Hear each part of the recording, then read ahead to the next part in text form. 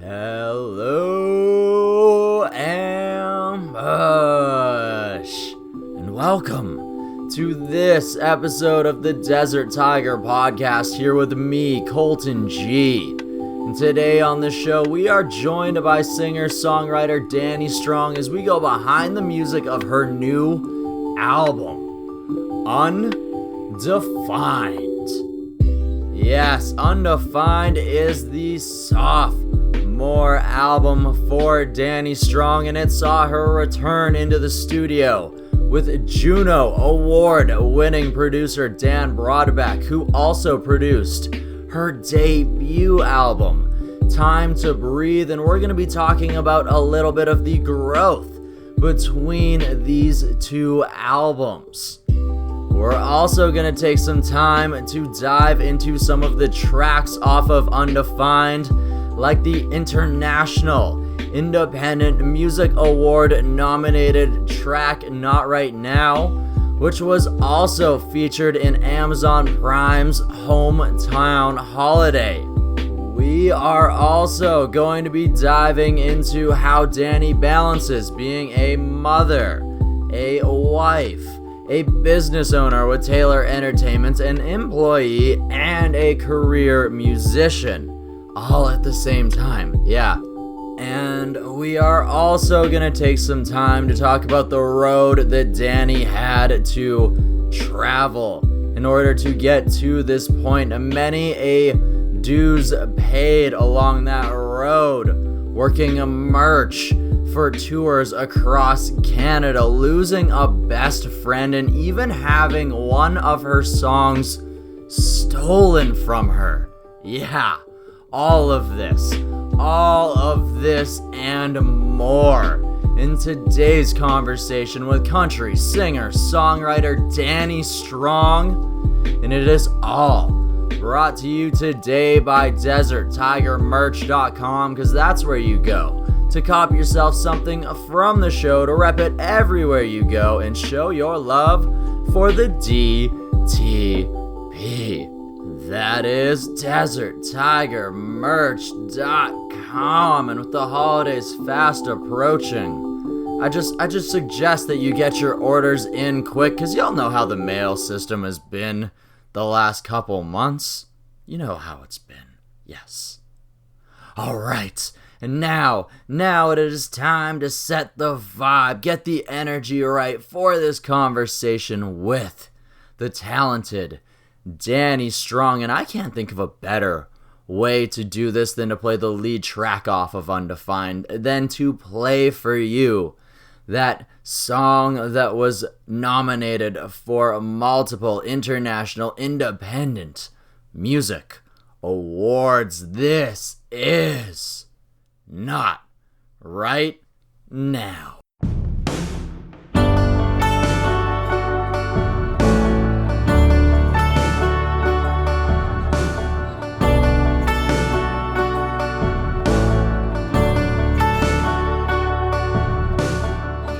Every day is like a brick on my shoulders that's piled high, and I can't go much further, but I'll keep trying for you if you want me to.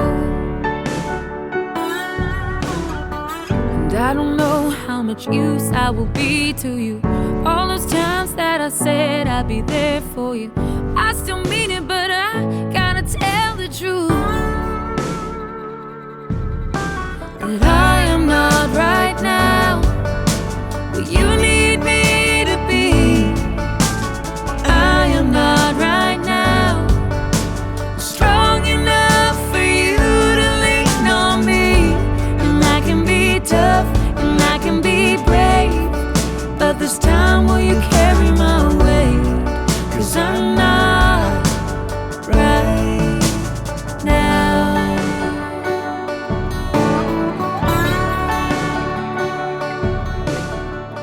Maybe it's time to trade in for new colors.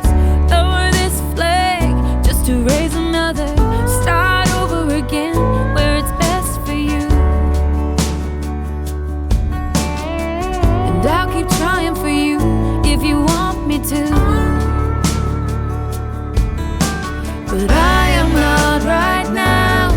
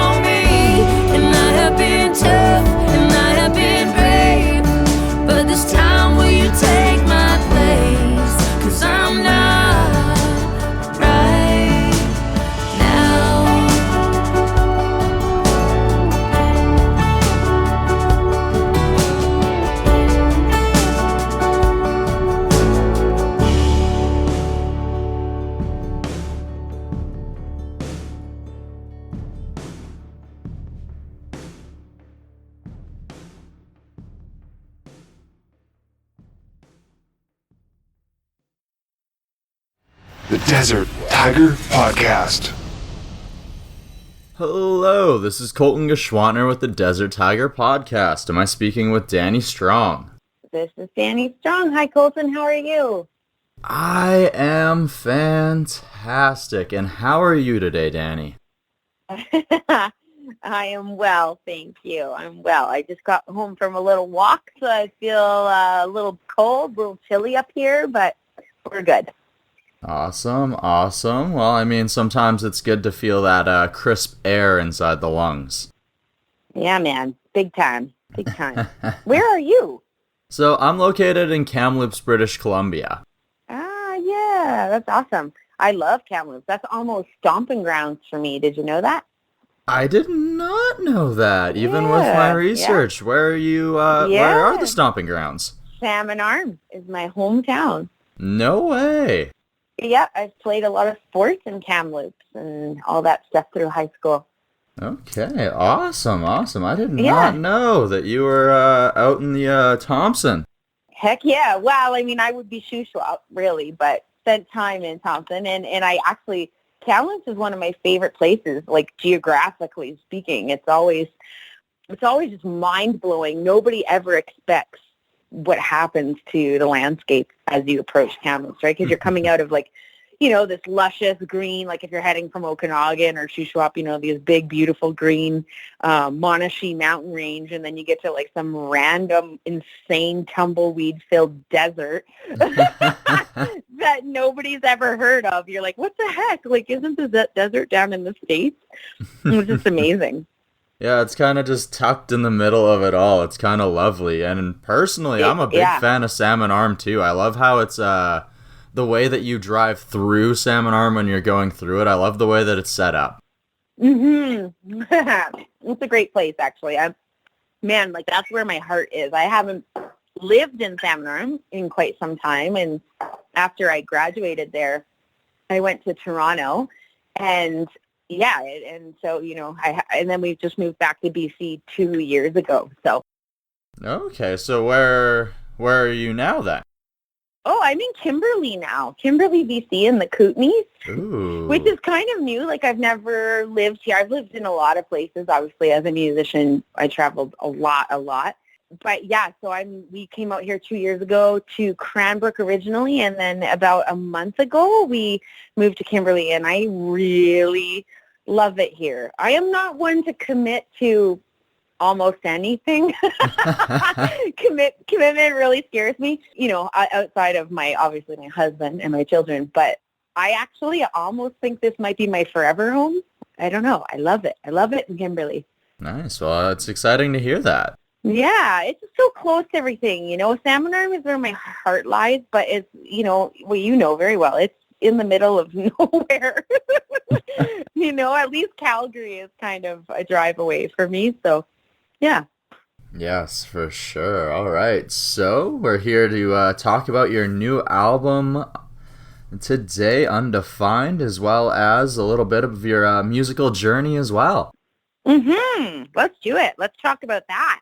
Awesome. So I want to know, at what point in all of this traveling between Salmon Arm and Ontario and back to BC again, at what point did you actually make the decision to pursue music? Because from what I see, you had quite a few difficult moments that would definitely break a lot of musicians. So at what point did you actually plan to pursue music? I love that you said that. I'm curious about what you researched now. But yeah, no, my story is I literally want to write a book. Not that I'm a fascinating person by any means, but the more people I talk to, I realize that my journey is not quote unquote normal at all. I just thought that this is just how people's lives go, but I realize now that it's not. My decision was made really early, and not at one point. May have been one point where like way later that I thought maybe I'm not going to do music, but I decided probably at the age of 12 that this is it. This is now. I mean, my goal at that point was to be a music teacher. So, I mean, I didn't plan on like, being a songwriter, like a professional musician, like to the capacity that I am now. My teachers were my life. I know it makes me sound like such a loser, but I really loved my teachers. And essentially they kind of made me who I am today. And to this day, every time I go back to Salmon Arm, which is usually a few times a year, I make a point of visiting my teachers. I'm such a dork.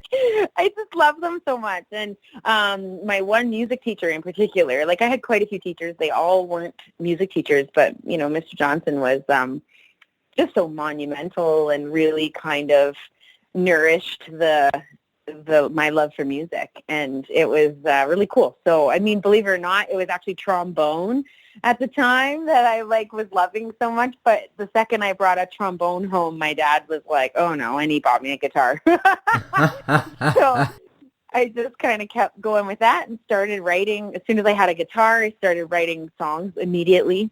They were all terrible. But I mean, music was everything to me. It helped me communicate, which I wasn't very good at till that point, till I had music. Hey, well, first off, I just want to shout out the teachers because they always say high school is supposed to be our best years, but for a lot of us, they aren't. And those people help so many people, and the fact that they happen to be around so many of them and they keep their cool while doing it, shout out to those people. Yeah. I honestly, I don't know how it's so different nowadays. Like, I don't know how a teacher, I don't know how it would be now with screens and internet and iPhones. I'm dating myself, but I definitely didn't have Instagram when I was in high school. So, I mean, I think maybe there was a lot more connection. I mean, there was a lot more connection in general, like just in life. But yeah, no, they definitely molded me for sure. Awesome. So at what point do you make the decision, or what event makes you decide that you want to go the singer-songwriter route as opposed to the music teacher route that you originally wanted to pursue? Oh, that was easy. That was my grades. My grades made that decision for me. Love it. I'm just kind of half joking. I'm pretty fortunate. I got whatever grades I needed to get. I didn't really have to try. I'm not saying I'm super smart. Like, I wasn't a straight A student by any means, but I also didn't essentially really apply myself either because I didn't care. I did what I loved. Anything that I loved, I would do it full force. If I didn't love it, I just didn't care. And I'm kind of still like that today. Like, I have to be doing something that I'm absolutely passionate about, or I will not apply myself. And so, I got all the grades when I found out. So I made the decision. I wanted to go to York University in Toronto. When I made that decision, I found out what grades I needed to get into that school, and I got exactly those grades.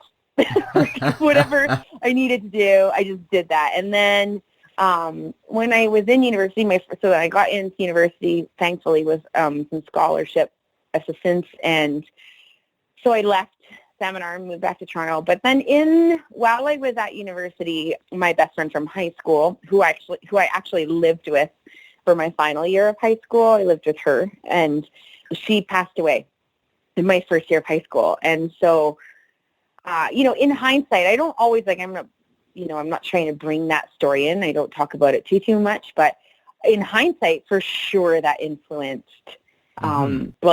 me dropping out of university for sure.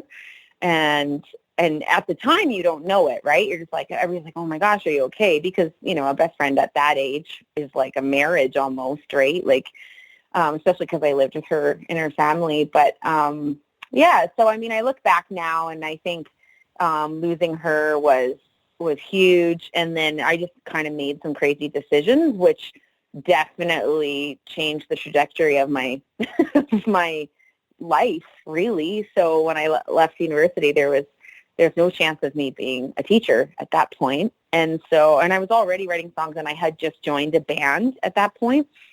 And so, I just did the whole, I'm going to be a rock star thing. And that's kind of, as soon as I left university, I joined that band, and then we hired we all thought that we were going to be famous in that band, in my first band. Oh, and we ended up like firing the drummer, I believe, because, we were the big real deal. We could fire band members. So we thought back then. And then we hired a drummer, a professional drummer, to play on our first record. And that drummer is now my husband. And so that drummer at the time was a drummer for a band called The Salads, who were doing very well at the time. And we, so we just hired him. And then I started hanging out with that guy. We actually didn't even start dating until years after that. We were best friends first. Yeah, so we just started writing, and then I started hanging out with him and his buddies and doing the jam nights and stuff, and that's where I started seeing some more people kind of singing their own songs, and I just started really kind of diving into writing. And then just as the years went by, my band broke up, and I started playing, like, at the jam nights with those guys, like before I was even allowed in bars. Yeah, I mean, in the end, we ended up getting married, and I started writing, and I don't know, the story was kind of crazy, as you know, as you've done your research. There's there's quite a few stories that go in there, but yeah, very, very kind of cool. Mm-hmm, definitely. And like you say, you don't want to throw in the story, but essentially this person supported you and was probably like a sister for you, and I can only imagine probably supported you as a musician as well. So yeah. Well, actually, you're not wrong at all. And but I supported her. She was the best singer I knew ever saw. Like, I idolized Candace, and so I would actually literally support her by playing guitar. So I would play guitar, and Candace would be the singer, and I would, sing harmonies and stuff like that. But I never actually really considered myself a great singer. And to be honest, I look back at, like, my very first recording from high school. I was a terrible singer. She was just amazing, like, just amazing. And I would sit and I'd watch her and just be, like, in awe. And so, yeah, I always just kind of wanted to sing harmonies with her. I'd back her up on learn the songs that she liked to sing and stuff like that when we lived together. But yeah, so maybe when she passed away too, like, it could have been a bit of a, I know I was kind of on a little bit of a mission for a while to, like, do it for Candace, like, this is for Candace, and I always pictured myself being on, like, accepting an award and getting to say her name, like, what we do when we're first starting out with our dreams, and we think we're gonna do all the things we've ever won a dreamed. Grammy. Yeah. When I win a Grammy, I'm gonna thank Candace. It's good. It's good on you to carry on that spirit. Totally. All right. So, of course, there was another difficult moment after you found out that you could make your own songs and singer-songwrite and go on your own way. From what I can see, you were almost considering quitting again, and then you find out that one of your songs has been stolen, and somehow this inspires you to not quit, but move forward and make your first record.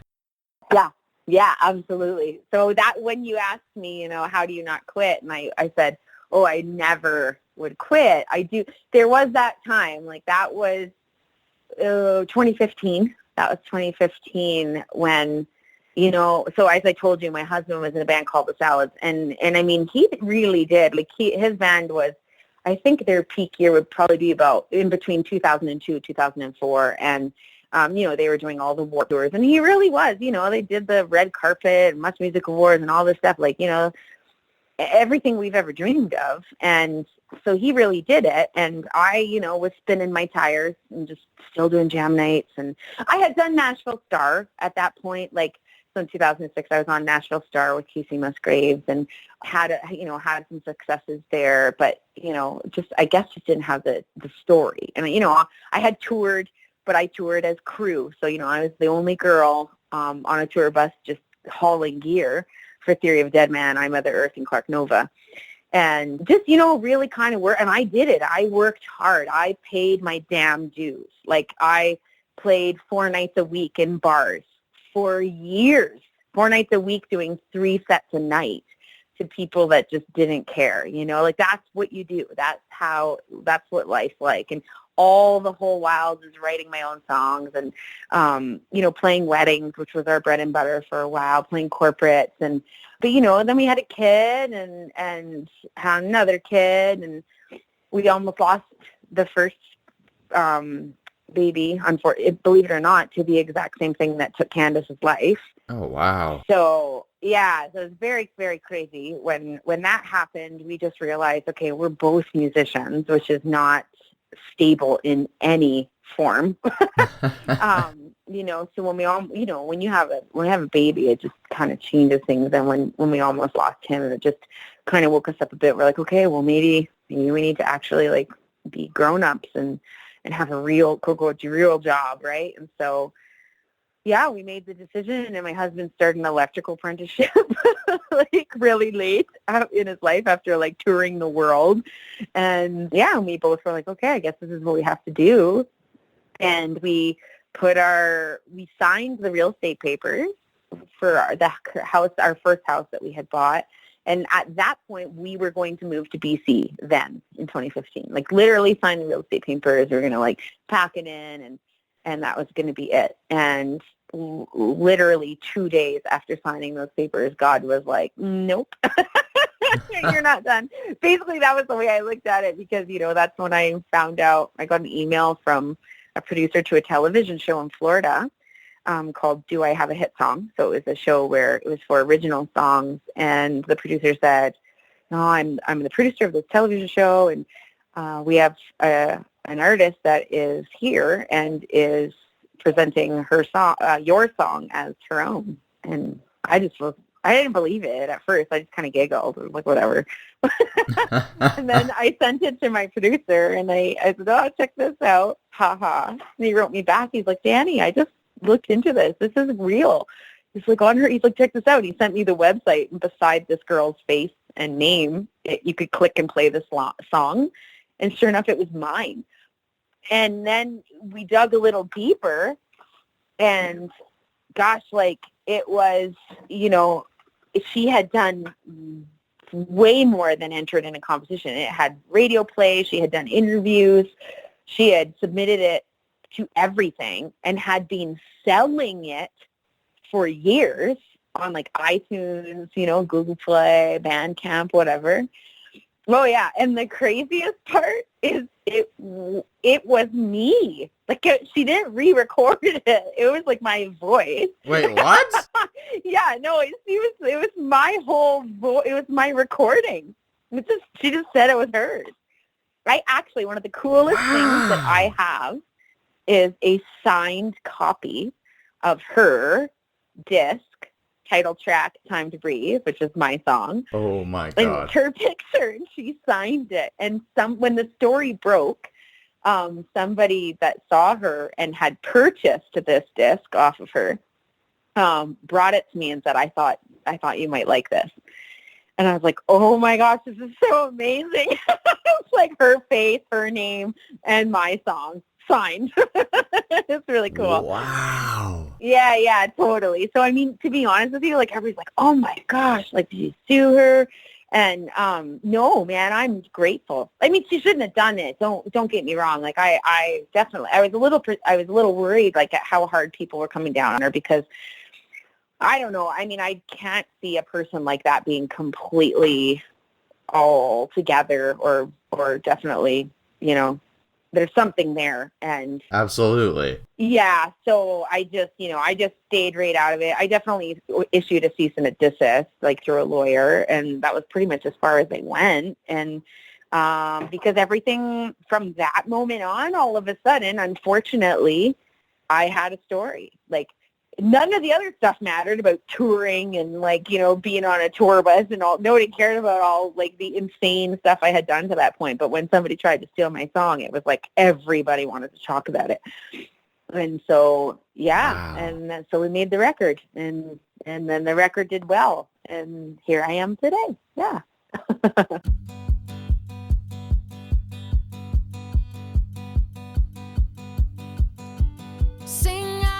Take your voice, stand strong, make some noise, be brave, you are enough, yeah, you are enough for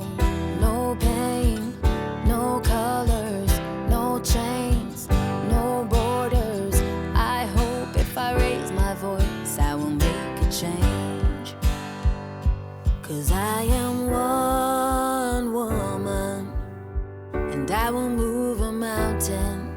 If you take my hand, we'll show them what it means when she sings.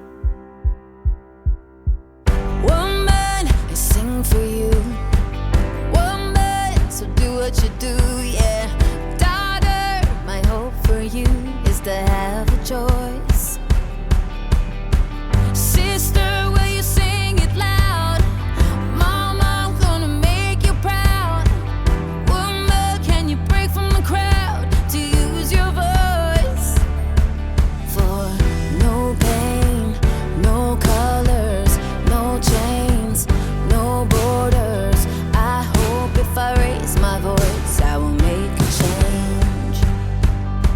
No, I know if I raise my voice, I will make a change. 'Cause I am one woman, and I will move a mountain with faith in the fire of love that burns in me. And with those before us, we become a chorus. So take my hand and we'll show them what it means when she sings. She's powerful in her desire, like wildfire. She's bold and brave. She rises and changes. She's loving, she's gracious. She sings.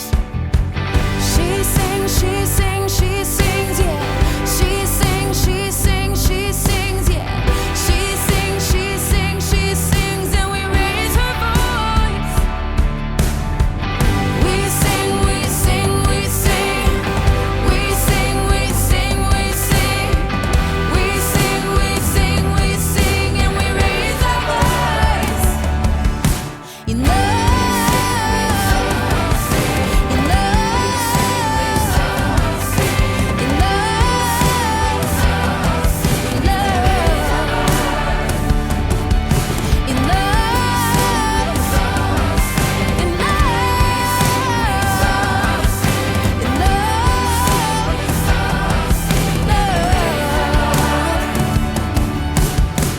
Woman, I sing for you.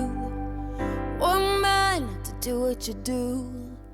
Daughter, my hope for you is to have a choice.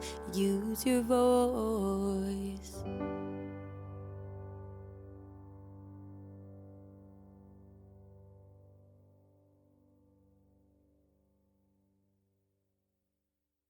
The Desert Tiger Podcast.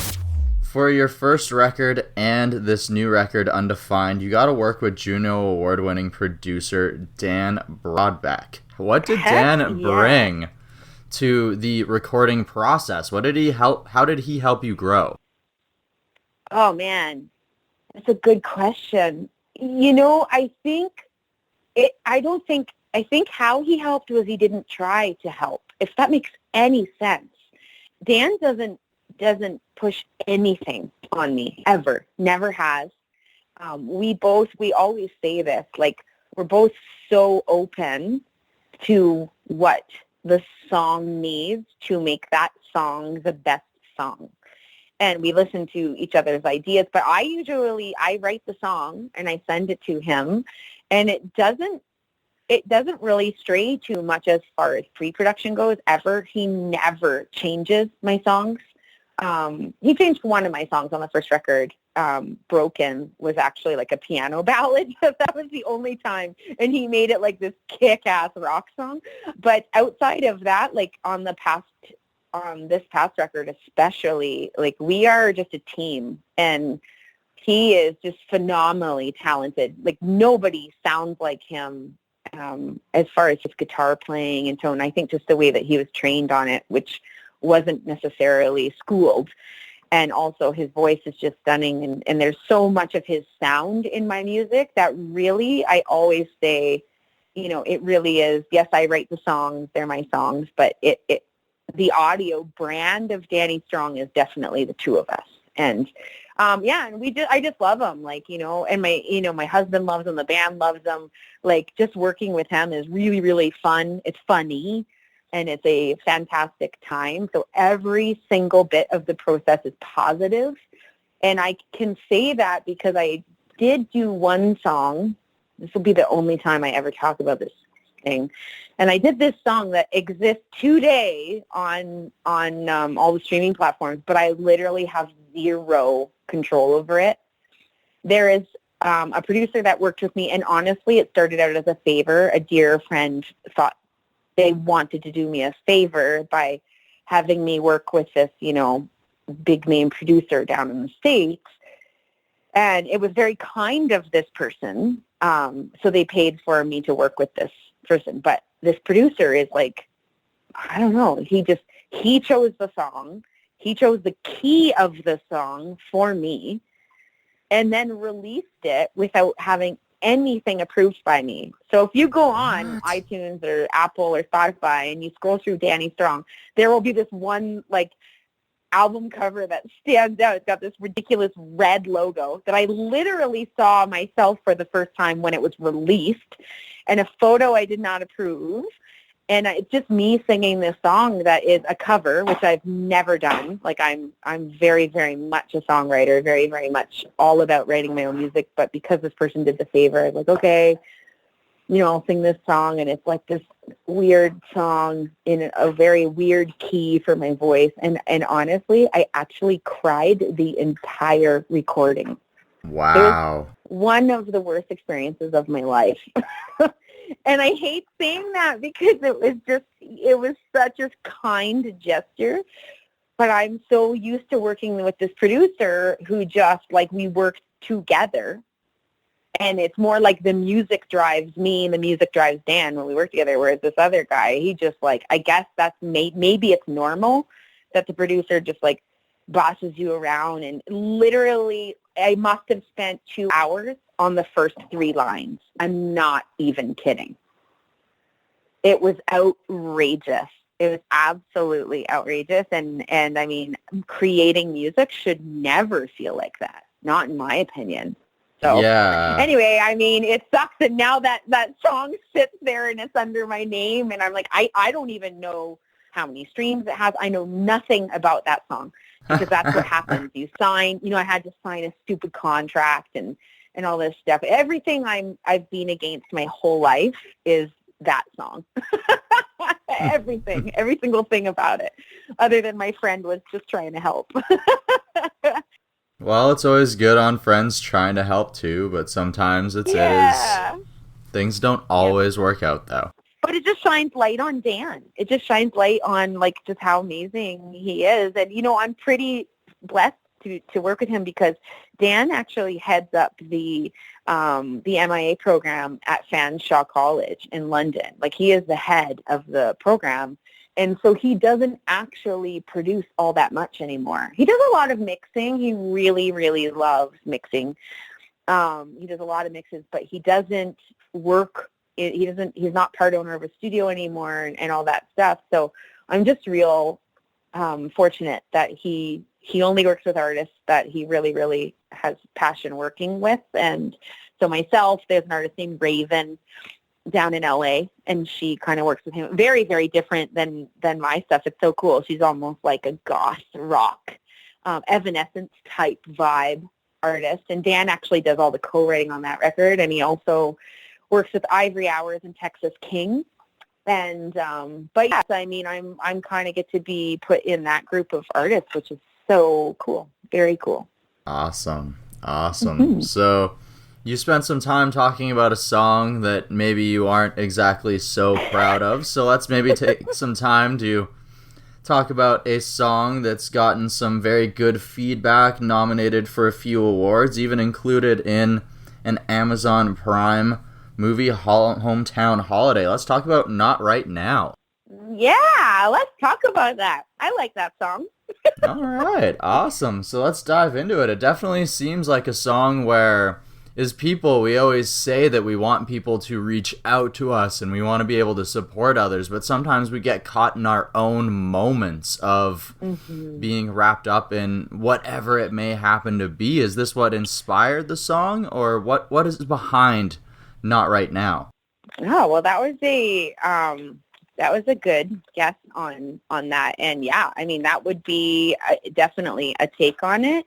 The story behind it for me was, yeah, you know, I am a wife, a mother, an employee, an employer, a business owner. You know, I'm a lot of things that require a lot of strength and stamina and confidence.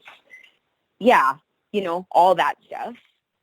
I was also at the time working at a women's shelter that I loved. Like, those are the types of things that like kind of keep me going. And, you know, life was just catching up to me, I think. I always say, you know, I kept comparing my life to the stories I would hear at the shelter or around me and my friends, and I'd be like, oh man, my issues are nothing compared to theirs, and what am I whining about? I have nothing. I have everything. My problems are small potatoes. Like, you know, that's what it was, small potatoes. You know, and then another thing would happen.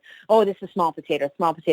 And the more small potatoes I would put in this sack I was carrying on my back, the heavier it got. And I just remember one day I was speaking with a friend, and she was just going through the most insane circumstance, I will say. And I felt sick for her. And the weirdest thing, I was just experiencing this emotion I had never really felt. I didn't want to hear it that day. My head was like screaming, stop talking. Like, I can't carry your problem today. And I felt like such a jerk that's what my head was thinking. I was obviously sitting there just listening to the story because she needed somebody.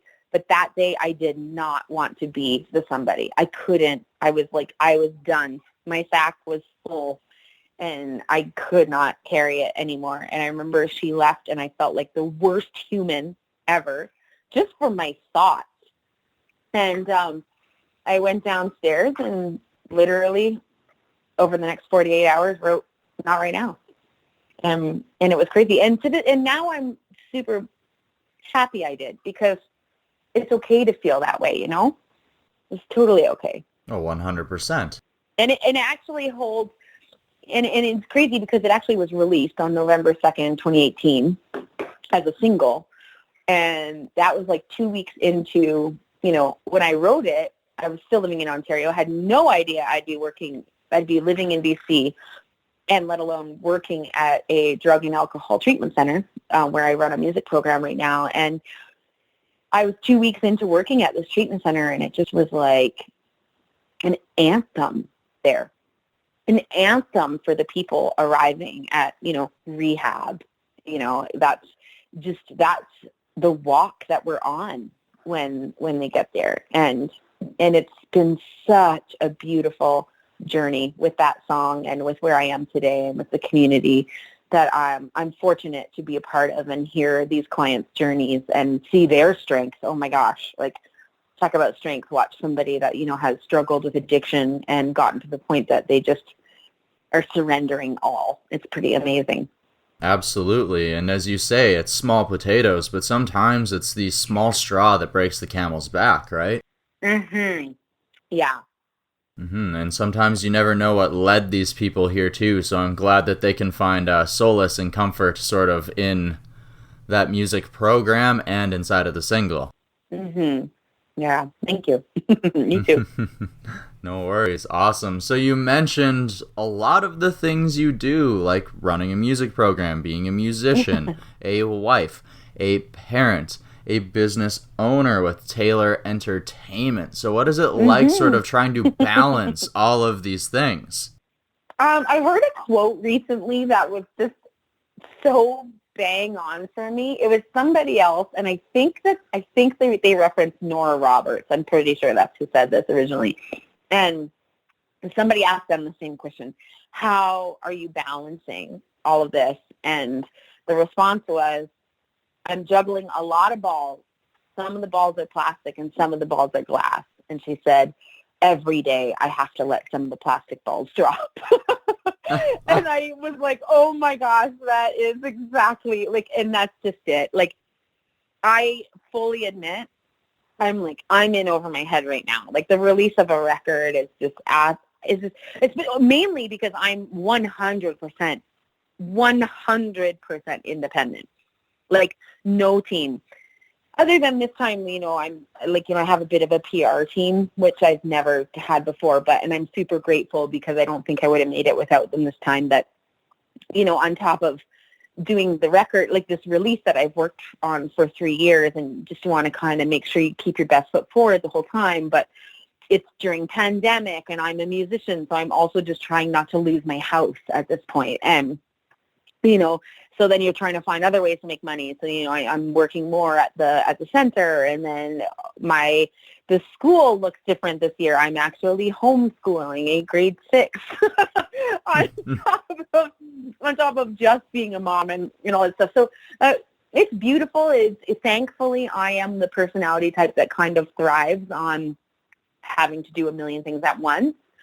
But I definitely am not excelling. So, I'll be the first to admit it. I don't think I'm, like, perfecting anything right now. So I'm going to definitely have to dive into that word balance and figure it out a little more. But I'm also just not stressing about it because that would just be another thing on my plate. So it is what it is right now. It's very true. Sometimes all we can do is our best. Mm-hmm. Mm-hmm. All right. So we talked about a lot of the things that you've done over the last few years, how certain people have helped you with your creation over the last few years, but there was 4 years in between your first album, Time to Breathe, and Undefined, and you definitely seem like someone who is very retrospective. So I want to know, how do you feel that you have grown not as an artist, but as a human being during this time through being an artist? Wow.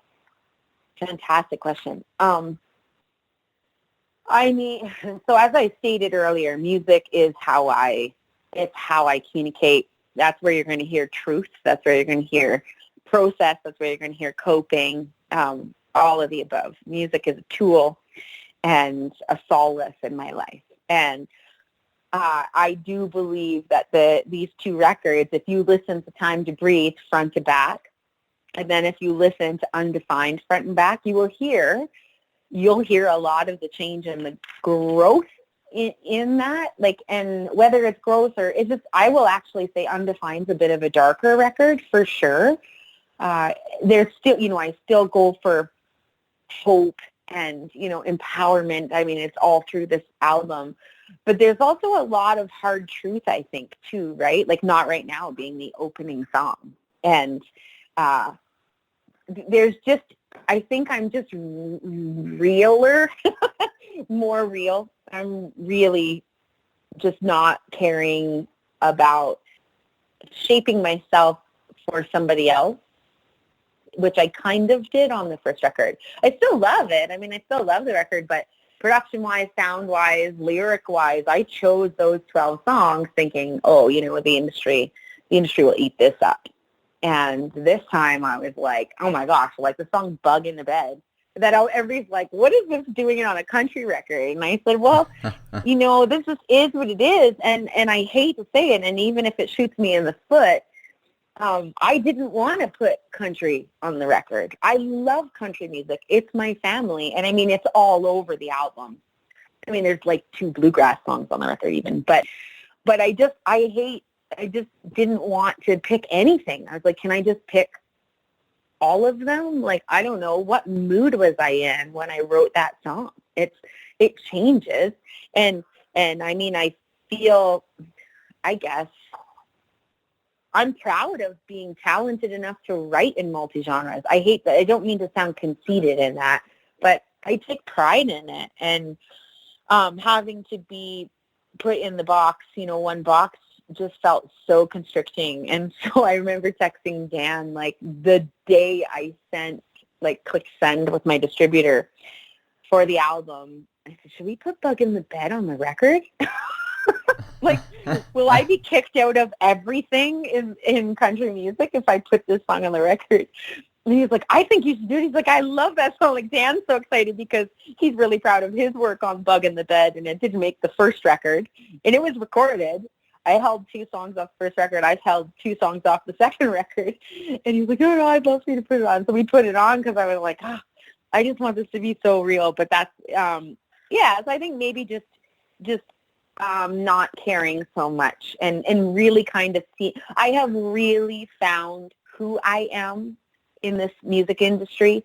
I actually, believe it or not, as negative as that last 2 minutes of me talking sounded, I actually am really fascinated by the music industry now, way more fascinated with how it operates. And honestly, I'm trying to make some subtle change. I have no qualms with the relationships I have. I'm grateful for the relationships I have and who I am in this industry.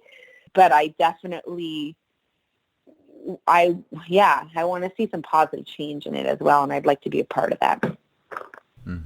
Absolutely. And I feel like you definitely are being honest and open, and sometimes, yes, it's nice to fit within a genre, but as musicians, we're also trying to express our feelings in hopes that other people can interpret it their own ways and get through their own emotions. Big time. Yeah. That is the beauty of releasing music, and I know that even with seeing cheer videos for songs like She Sings and otherwise, you're definitely continuing to do that. Yeah, man, how cool was that? That just made the entire record worth it for me.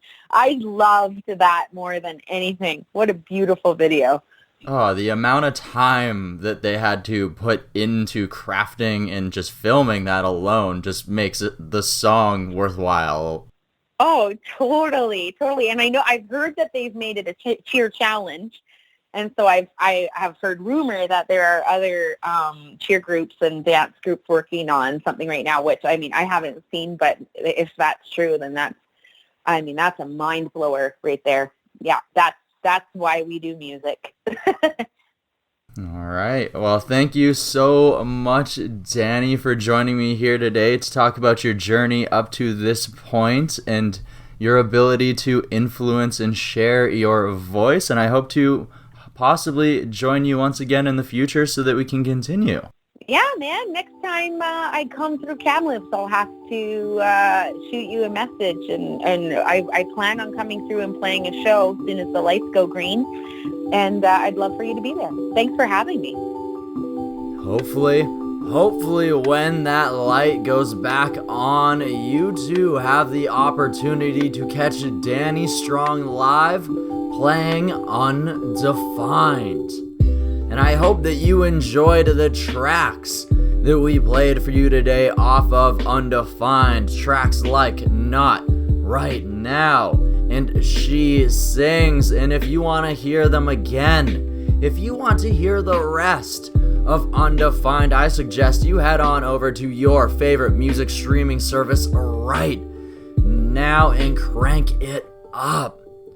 When you're there, go ahead and hit follow so that when Dani hits you with new music in the future, you can also have it in your notifications, in your feed, in your hands, and in your ears. ASAP. And now it is time for our final DTP roaring thank yous for this episode, and the first one of those roaring Desert Tiger thank yous goes to Dani Strong for joining us here today to tell us about her journey up until this point. Another roaring thank you to Strut Entertainment for helping with setting the conversation up, and last but not least, a roaring Desert Tiger thank you to you, the Ambush, for tuning in again like you always do. You're so loyal, you're so dedicated, and I love you for it. I really, truly do. And if you haven't joined up with the Ambush yet, well, let me tell you just how easy it is. It's as easy as hitting subscribe or follow on the podcast listening service that you're using right now. Yeah, it's that easy. And if you've already gone ahead and done that, there are other great ways you can help support the show, like giving us a 5-star review, like sharing this episode with your friends and your family, your social media, and like heading over to deserttigermerch.com. Oh yeah, I am. This upcoming Friday on the Desert Tiger podcast, we are joined by Canadian dance music legend and icon Mela Fresh as we talk about her new album Invincible, and this is also going to be the first Desert Tiger video interview. So if you've wanted to kind of see a little bit further, to see the conversation as it's happening, you now have the opportunity to do that starting this Friday over at the Desert Tiger Colton G YouTube page. So I suggest you head on over there and subscribe right now. But until then, Ambush, you know what it is. I want you to go out and find your mountaintop, to find your oasis, whatever it is that happens to make your heart sing and scream to its fullest capacity, its fullest glory. Find that thing, craft that thing, grow with that thing, and once your roar is proud and mighty, let it out across that canyon, across that waterfront, and show everyone just how powerful your roar is and the beauty you are capable of creating and just how beautiful you are too. And sometimes we don't hear that enough, so I'm gonna tell you again, and I hope that you believe me, because you are truly a beautiful soul. And until next week, I guess next Friday, yes, this Friday, with Mela Fresh on the Desert Tiger podcast. Bye-bye, and I hope you're all feeling real cozy in your winter coats.